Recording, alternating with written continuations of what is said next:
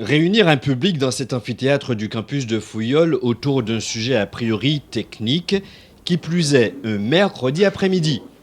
Un défi relevé pour cette nouvelle conférence de l'Université du temps libre organisée par l'ESUFC. Au menu de la 4e conférence grand public, le fonctionnement et l'émission de la Cour des comptes et des chambres régionales des comptes.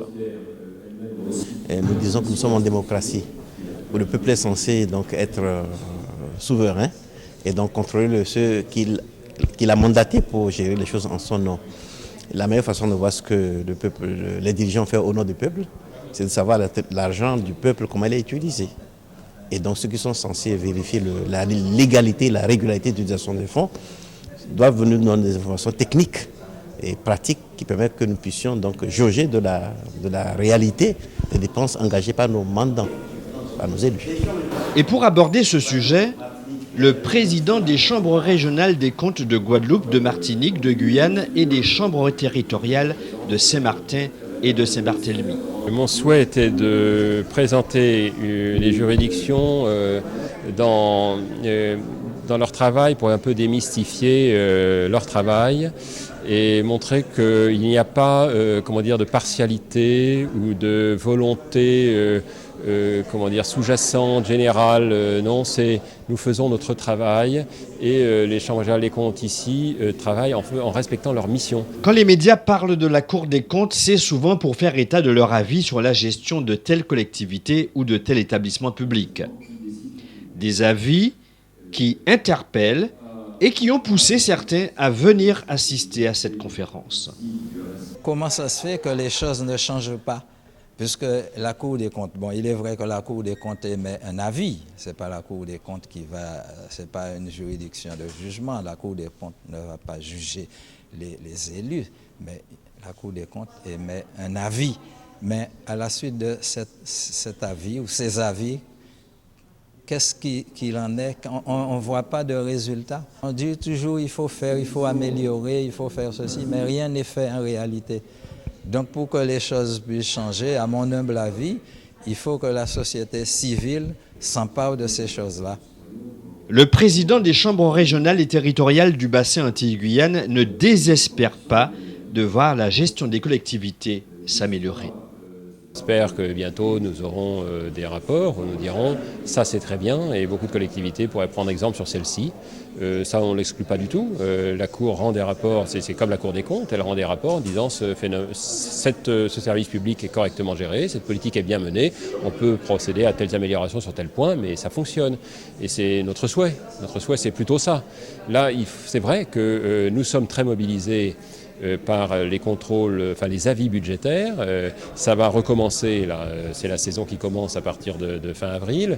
Les préfets vont nous saisir et nous allons être appelés, un peu comme des pompiers, pour aller regarder les incendies qui continuent à se développer en cours d'année. On est obligé d'arrêter le reste du travail et puis de rendre des avis un peu en urgence à la SERP sur des situations qui sont désolantes. En attendant, les chambres régionales des comptes continuent de publier leurs recommandations. Mais leur mission va bien au-delà. Les CRC sont également des juridictions financières appelées à juger les comptables publics. Lorsque nous jugeons les comptables publics, nous sommes en tenue de magistrat. Et là, nous sommes vraiment dans un rôle de juridiction. Alors la qualité de magistrat, qui sont des qualités, mais qu'on trouve aussi dans d'autres professions, d'impartialité, d'objectivité, de collégialité, de secret des délibérations, mais de publicité de nos rapports, ça s'étend au rapport sur la gestion. Mais il est vrai que la juridiction, c'est d'abord la juridiction des comptables publics et par extension une exigence très forte, une fiabilité très forte sur le reste de nos travaux. L'impartialité des avis et des jugements des chambres régionales des comptes est un principe clé auquel leurs magistrats sont soumis. Eh bien, la mobilité des magistrats, notamment des présidents de chambre, alors par certains côtés la mobilité, puis aussi l'inamovibilité. C'est-à-dire que j'ai été nommé à la Guadeloupe, je n'ai pas de connaissances particulières, de personnalité, je n'ai pas d'intérêt ici, et avec la nouvelle loi de déontologie, si c'était le cas, je devrais le déclarer, ce sera le cas. Donc c'est déjà un facteur d'impartialité. Ensuite, il faut aussi se déplacer, c'est-à-dire que l'inamovibilité du président d'une juridiction financière, c'est 7 ans, et donc il ne peut pas rester plus de 7 ans. Après 7 ans, il faut qu'il exerce exercent ailleurs.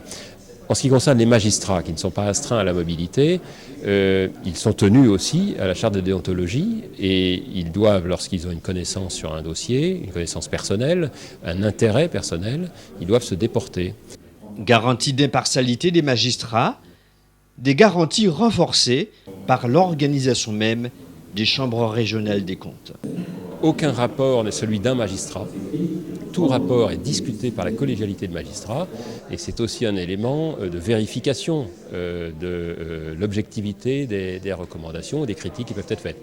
Alors en plus, il y a le contradictoire, c'est-à-dire que les faits que l'on relève sont soumis au contre-argument du contrôlé. Donc tout cela engendre quand même un débat sur des vrais sujets. C'est quand même très difficile avec toutes ces conditions qu'on arrive à un rapport complètement tordu, de mauvaise foi et orienté, tout à fait en bout de course après plusieurs mois de contradiction. Tout est jamais possible, tout est toujours possible dans le monde, mais sincèrement, nous y veillons tous que les meilleures garanties soient portées. C'est notre intérêt, nous n'avons aucun intérêt d'être partiaux. Cette conférence aura sans doute permis à ses auditeurs de se faire une idée plus précise des missions poursuivies par les chambres régionales des comptes, ainsi que des moyens d'assurer ces missions.